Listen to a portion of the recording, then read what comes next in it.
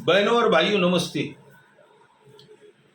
दोस्तों, मानस park building OT शिवालय के आगे बैरक नंबर 1961, लगभग 15 से 17 दिन पहले जो वहाँ हादसा हुआ वो हमारे शहर ने भुलाया नहीं। किसी परिवार में एक सदस्य की मौत हो जाए तो दुख और पीड़ा होती है, 12 दिनों तक वही बात चलती है। अगर एक परिवार के 3 सदस्य चले जाएं, घर को ताला लग जाए और उसके बाद एक कन्या जिसका विवाह हो ना हो वह भी चली जाए, दोस्तों दुख और तकलीफ एक दर्द होता है। मेरे दिल में आज भी उस चीज़ के लिए दर्द है।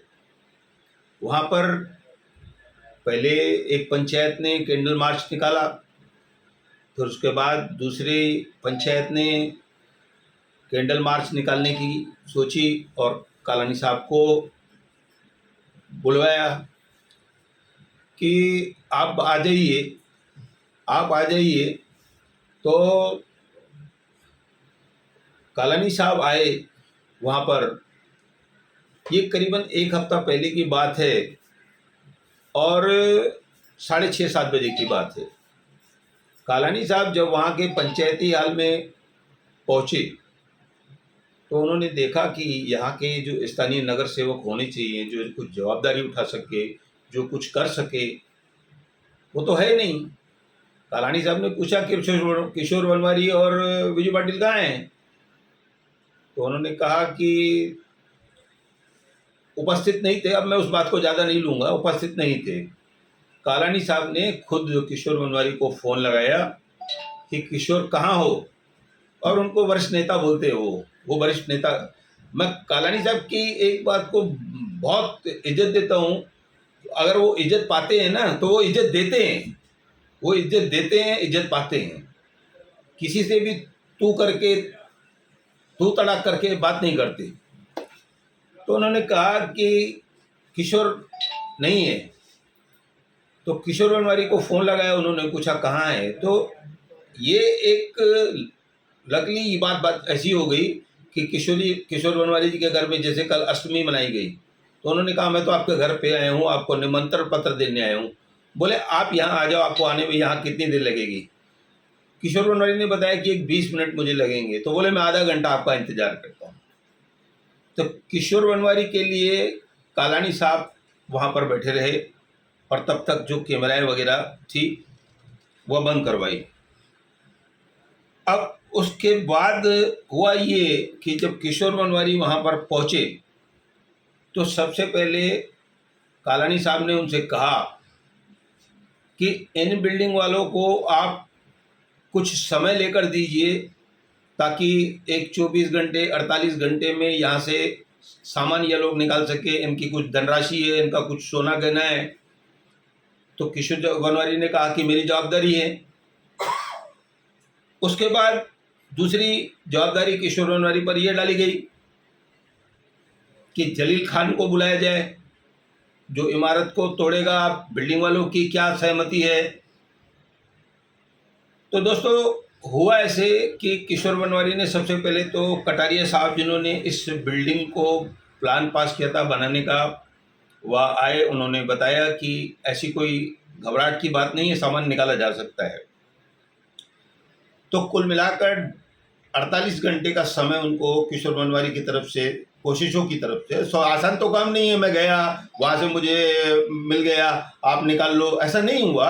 उन्होंने मेहनत की होगी, मैं उनको धन्यवाद देता हूँ कि वहाँ पर जब 48 घंटे की मोहलत मिली तो 20 घरों ने अपना कुछ सामान निकाला, जो कुछ नकदी वगैरह थी, जो जरूरी सामान थे वो निकाले। उसके बाद जलील खान और 20 घरों के बीच पहले जलील खान ने संपर्क किया कालानी साहब से। कालानी साहब ने कहा कि आप किशोर वनवारी जी से संपर्क करिए, वो क्या कहते हैं। तो 20 घरों और जलील के बीच में, जलील हमारे मित्र हैं, जलील खान, उनके बीच एक सहमति बनी कि ठीक है किस तरह से इसको तोड़ा जाएगा। और ये बताया गया कि अभी आज ये कल दशहरा है, कल अष्टमी हो गई, दशहरा हो गया, और 7 तारीख को बताया गया कि वो बिल्डिंग को धीरे धीरे तोड़ा जाएगा, तरीके से तोड़ा जाएगा, और जो कुछ भी उनका आपस में होगा, जहाँ जो जो लोग मृतक परिवार हैं उनकी भी मदद की जाएगी। तो ये सब किशोर बनवारी की तरफ से एक सहमति वहाँ पर बनी, और उसके बाद ये एक मैटर हो गया दोस्तों कि एक सहमति हो गई, और वो बिल्डिंग धीरे धीरे टूटेगी, उसका जो कुछ भी हिसाब होगा कुछ मृतक परिवारों को जाएगा, कुछ बिल्डिंग वालों को जाएगा। अब यहाँ पर मेरा दूसरा सवाल है, कल मेरे साथ कालानी साहब बैठे थे वनवारी के घर पर ही, तो मैंने उनसे कहा कि साहब कुछ दिग्गजों को साथ लीजिए, तो उन्होंने कहा कि इनको ही दिग्गज बना देते हैं। मैंने कहा लेकिन छवि तो साफ सुथरी चाहिए ना कम से कम। तो उन्होंने पूछा किसको बनाना चाहिए।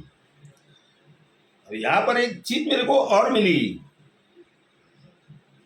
कि एक नेता को टिकट चाहिए, दूसरा कहता है मैं दिलवा दूंगा, मैं दिलवा दूंगा। बिचौलिए आ गए हैं, बिचौलिए। आज भी कालानी साहब के टिकट की आन है, उनकी मांग है।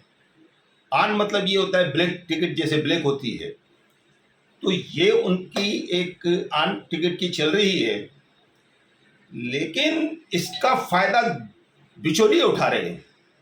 मैंने थोड़ी सी चर्चा की कालानी साहब से, मुझसे फिर बैठने के लिए उन्होंने कहा, तो बात ये हुई कि इसका फायदा बिचौलिए उठा रहे हैं। अब यहाँ पर एक तीसरी बात मैं कहता हूँ, कालानी साहब एक सुलझे हुए इंसान हैं, बाकी नेताओं की तरह नहीं है कि किसकी सुनते नहीं है, अपनी मनमानी करते, ऐसा नहीं, सबकी सुनते हैं, फिर क्या करना है फिर वह उस हिसाब से करते हैं। और मैंने ये देखा है कि कालानी साहब जब अपनी पर आ जाए तो आखिरी दिन पर भी 2 बोर्ड रहते हैं, एक चढ़ा हुआ रहता है, एक नीचे रहता है, उसको खींच करके ऊपर ले आते और ऊपर वाले को नीचे ले आते। तो अब ये जो आप ब्लैक पर टिकट लेंगे या कालानी साहब को विश्वास में नहीं लेंगे या आप अपनी जेबें भरेंगे, वो इतना आसान आप मत समझिए। ये सब बातें खुलेंगी, ये आप ऐसा मत समझो कि हम कुछ भी कर रहे हैं कालानी साहब को पता नहीं चलेगा। मैं हमेशा उनको मैं पिता तुल्य मानता हूँ, बड़े भाई की तरह मानता हूँ, और अक्सर जब भी हम मिलते हैं बड़े प्यार से मिलते हैं। लेकिन कालानी साहब की एक चीज़ की और है, मेरे साथ प्यार से नहीं मिलते, हर बच्चे से भी वो प्यार से मिलते हैं। आज अगर उनका कुछ रुतबा है ना, वो इसीलिए है कि हर बच्चे को, किसी को भी गले लगा लेंगे, किसी को पाँव नहीं छूने देंगे, उसको गले लगा लेंगे। बाकी नेता कैसे, ऐसे नहीं है। अगर कालानी साहब कहीं भी आज खड़े हो जाते ना, तो उनके पास 5-25 लोग खड़े होते, बाकी कोई आया तो उससे हाथ भी नहीं मिलाते, मैंने ऐसे देखा। तो कुल मिलाकर दोस्तों, आज की जो मेरी जानकारी थी यह थी। साथ ही मैं ये कह रहा हूँ, ये जो आन बान करने के चक्कर में जो लोग पड़े हैं ना, वो जरा सावधानी बरते, क्योंकि हमको भी जानकारियाँ मिल रही है। फिर आप हमको हमारे पास आके ये मत बोलो कि आप ये मत पढ़ो, वो मत पढ़ो। जो मेरा काम है मैं कर रहा हूँ, तुम अपना काम करो। और मैंने तुम लोग को पहले ही हाथ जोड़ दिया है कि तुम अपने घर, मैं अपने घर। इतना कहकर मैं धन्यवाद कहता हूँ और अपनी बात को समाप्त करता हूँ।